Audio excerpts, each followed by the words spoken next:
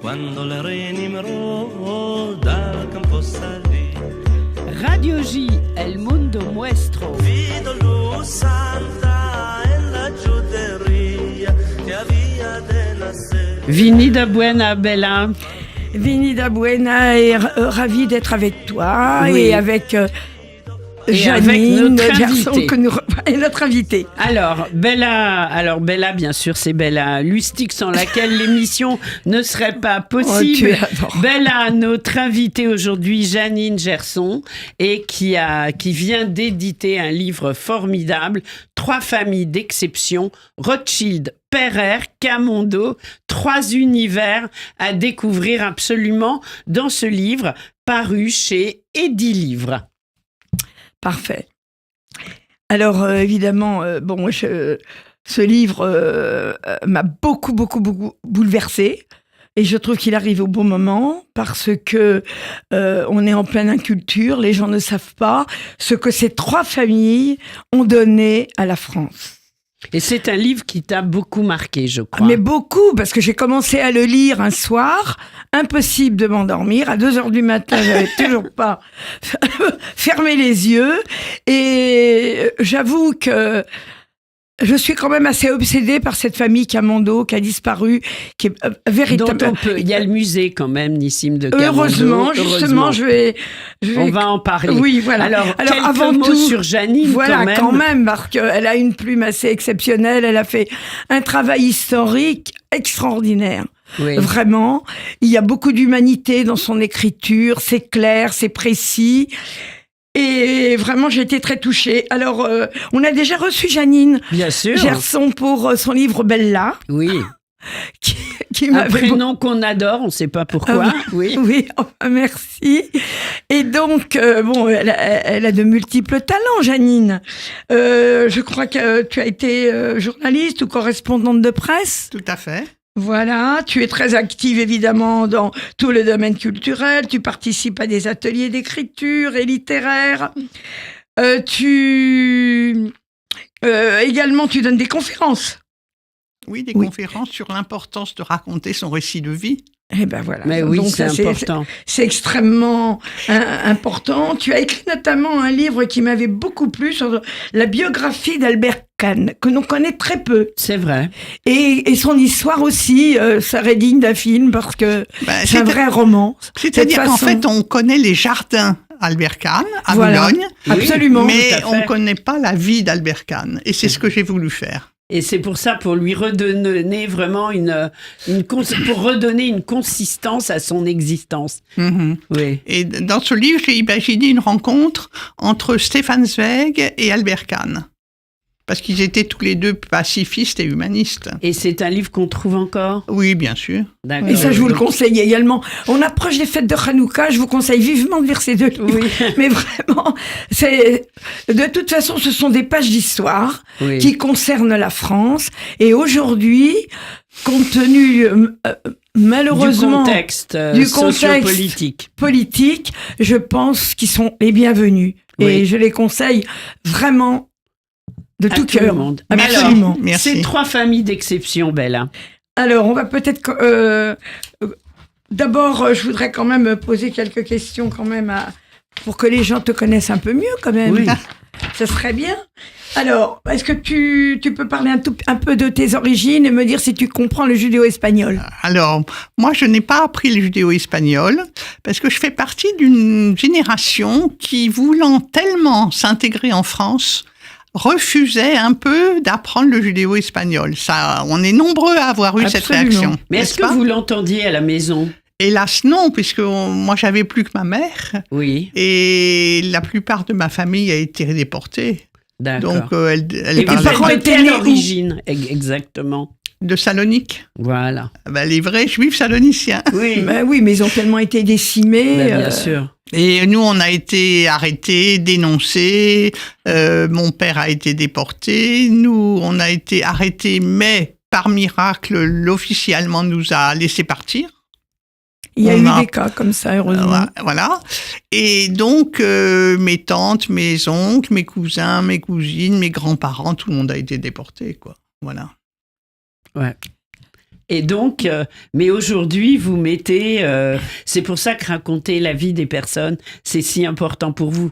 En fait, je me suis mise à écrire au moment de la retraite. C'est une très Vous très bonne portiez ça en activité. vous. Ouais. Mais Oui. quelle a été quand même ta motivation, le déclic pour écrire ce livre? Parce qu'il y a toujours un moment où on se dit, voilà, je dois parler de ces familles.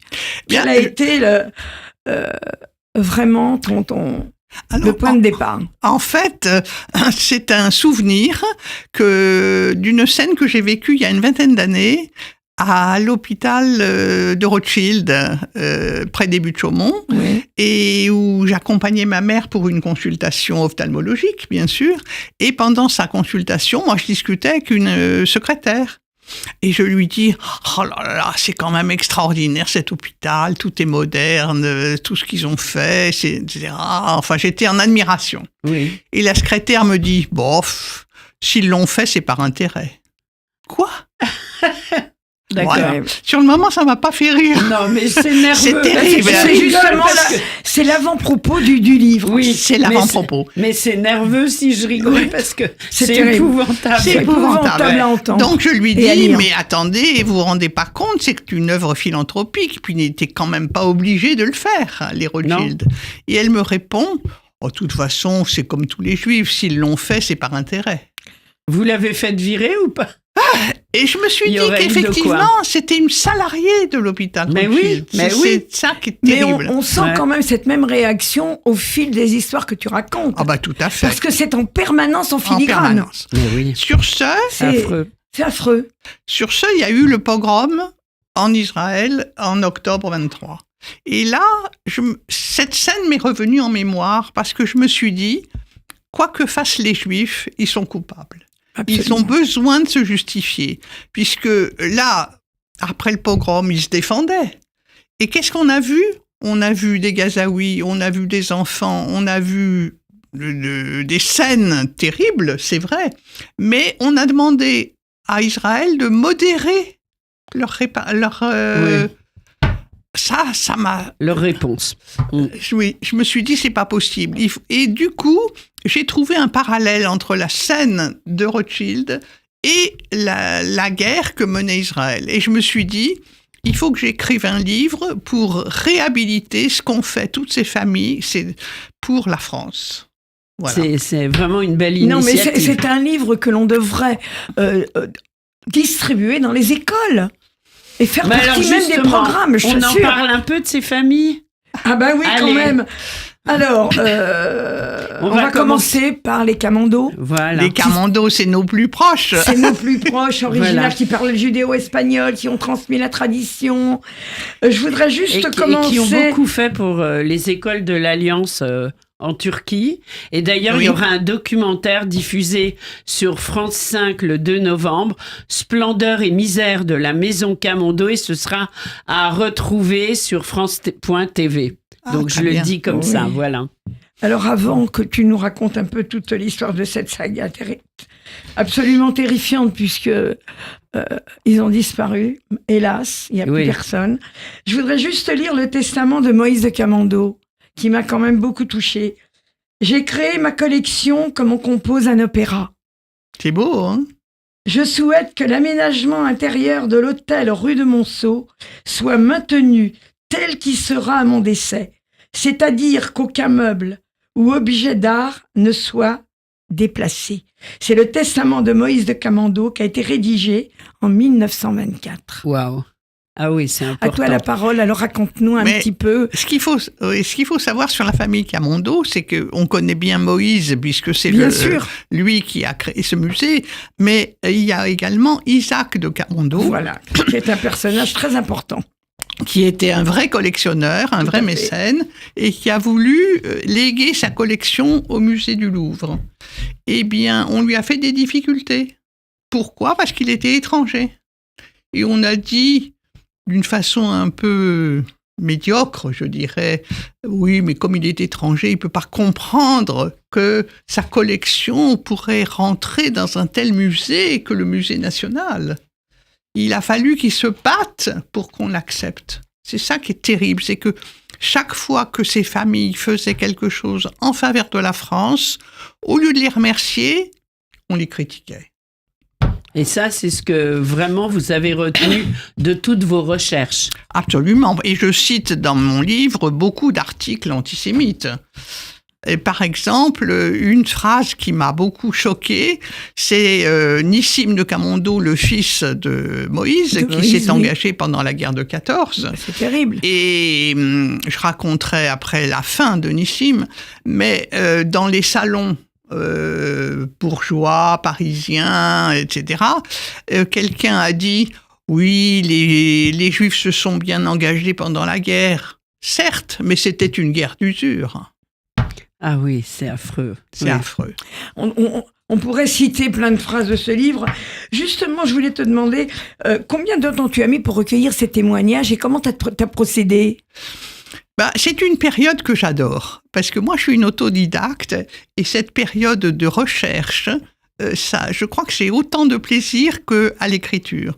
Donc, je me suis plongée dans Wikipédia, Internet, j'ai acheté beaucoup de livres. Oui, ça j'ai vu à la fin. L'un des livres qui m'a le plus ému, c'est un livre qu'on pourrait montrer. Alors, je vais le montrer, moi, à l'antenne. C'est la correspondance de Nissim de Camondo pendant la guerre de 14. Et son journal de campagne 1914-1917. Oui, et c'est intéressant parce que Nissim de Camondo... C'est paru aux éditions des Arts décoratifs, si on souhaite se le procurer.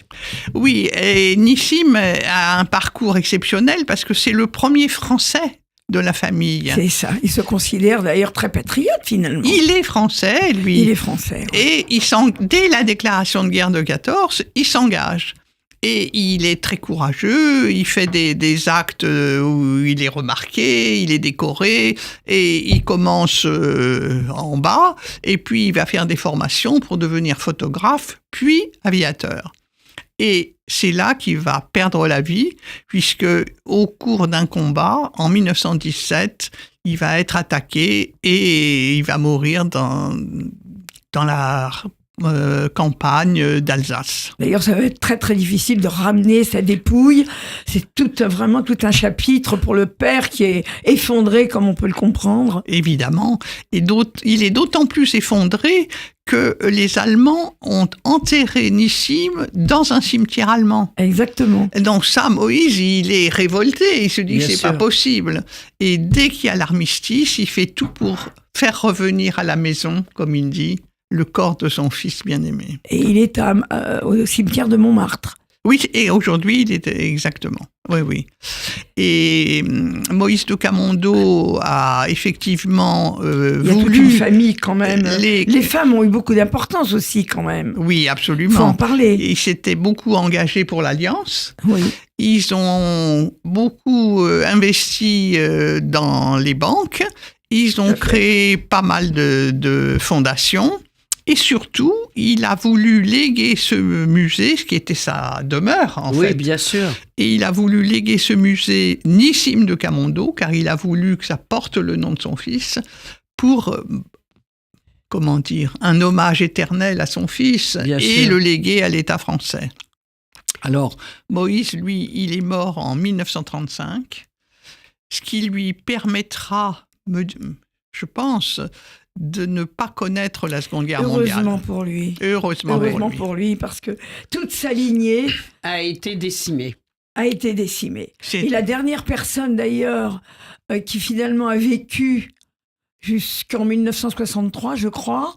C'était la femme dont il avait divorcé. Voilà. Ouais. Absolument. Oui. Non, mais c'est dommage, il faudrait des heures pour en parler. Il faut surtout lire le livre. Il faut lire déjà de Janine Gerson, 3 familles d'exception. On va dire quelques mots maintenant, peut-être, Bella, sur la famille Pereire. Oui, mais je voulais quand même juste, avant de passer à la famille Pereire, lire la formule de Pierre Assouline que nous avions reçue également. Oui, bien sûr. Et qui dit « Nissim est mort pour la France en 1917. Béatrice et ses enfants sont morts par la France en 1945. » C'est très fort. J'ai la chair de poule quand je lis ça. Mais oui. Moi, ça me bouleverse chaque fois que je relis cette vrai. phrase. Mais je te jure, c'est terrible. Oui, vraiment. Et c'est vrai. Alors, les Pereire. Les Pereire. Alors, les Quelques Pereire, mots. apparemment, personne ne les connaît. À part Oui. le boulevard À Pereire, part la le place boulevard, Pereire. voilà, qui est resté quand même alors qu'ils voulaient le débaptiser. Oui, Ah oui. Bah oui, tu sais, hein, en Oui, oui. France, oui, pendant Alors, la qui Seconde étaient Guerre, les Pereire? Qui quelqu'un étaient voulait débaptiser le boulevard Pereire pour le mettre modestement au nom de Drummond, tant qu'à faire. Non, mais c'est n'importe quoi. Alors, les Pereire, pour en revenir à la famille Pereire, venaient du Portugal. absolument. Et c'était des entrepreneurs. C'est-à-dire que dès qu'ils avaient une idée, ils faisaient tout pour la réaliser. Et leur idée principale, géniale, ça a été la création des chemins de fer.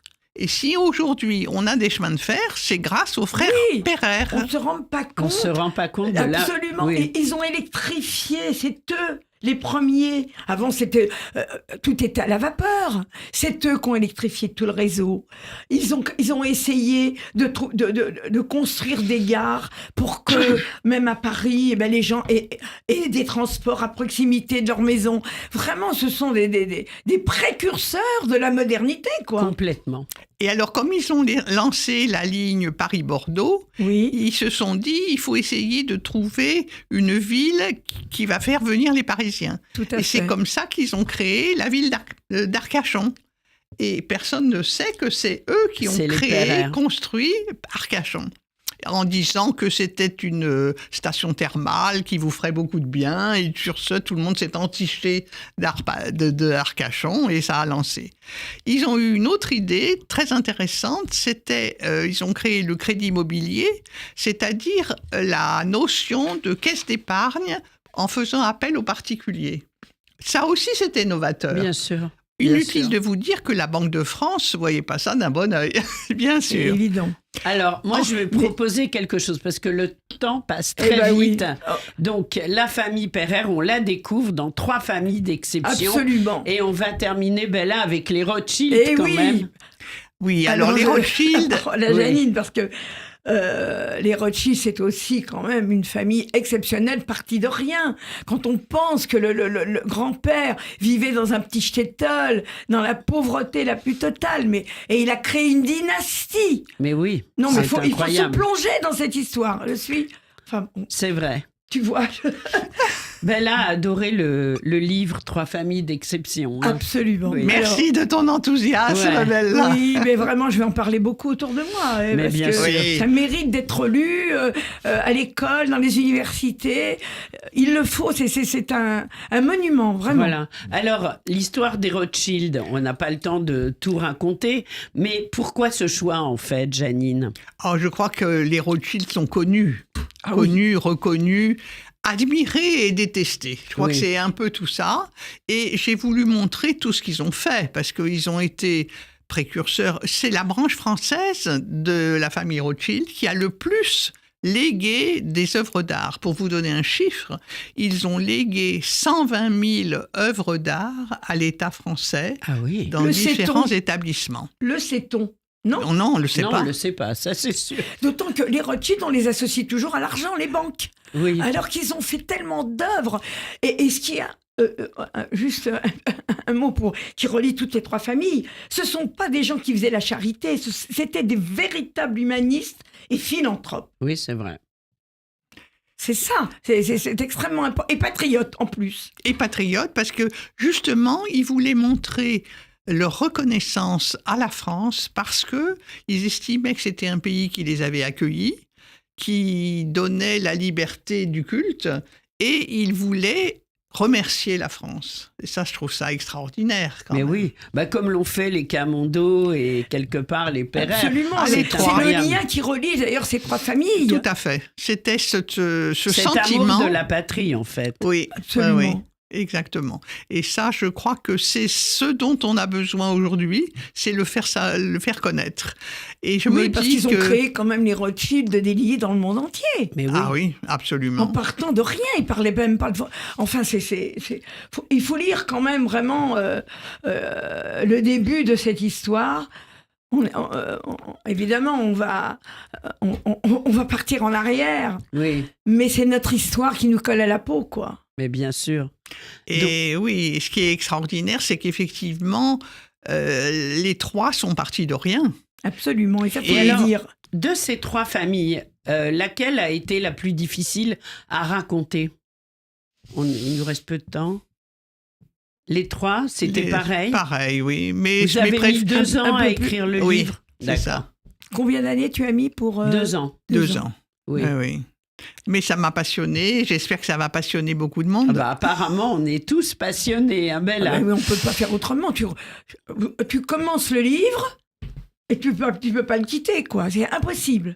Voilà. Même si on est bouleversé en tant que juif, évidemment, avec tout ce qui se passe aujourd'hui. Non. Mais c'est une œuvre utile. Hein. Moi, ce que je voudrais surtout, c'est informer les non-juifs de ce qu'ont fait ces familles. Tout à fait. C'est mais ça justement. surtout le but. Oui, c'est un livre qui touche à l'universel et Absolument. qui va passionner tout le monde.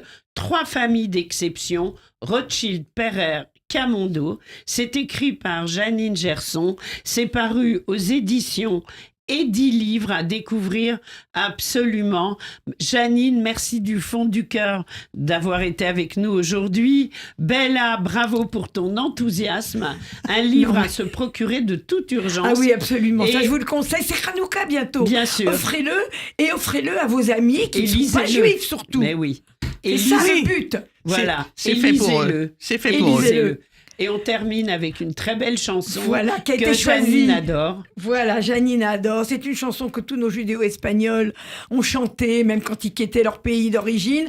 Adio Querida, par la voix authentique et magnifique de Yoram Gaon. Voilà. Que nous adorons évidemment. Merci à toutes les deux Merci. et à très vite sur Radio J. Au revoir. Merci beaucoup, Lise. Merci, Janine.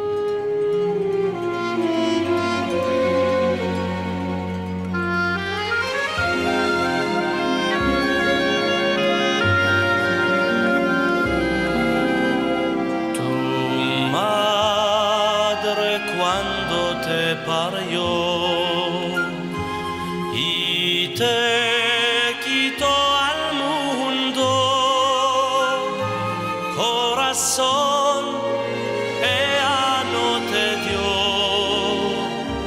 para amar segundo, corazón ella no te dio para amar segundo.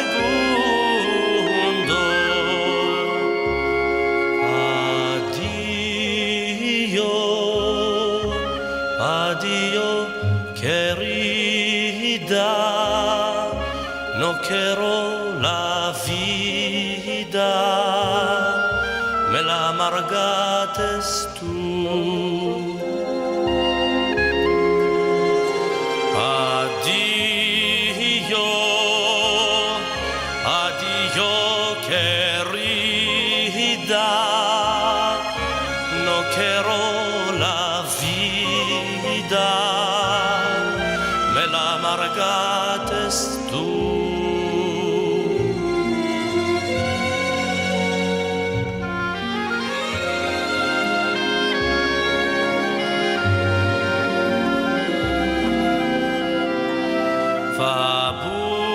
Busca otro amor, ajarga otras puertas, espera otro ardor, que para mí sos muerta.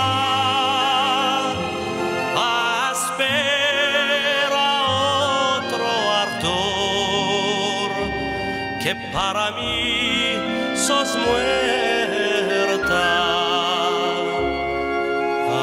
Addio, addio, querida, no quiero la vida, me la amargates tú.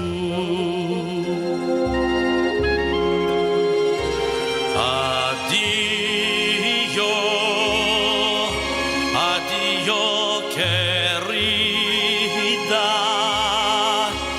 no quiero la vida.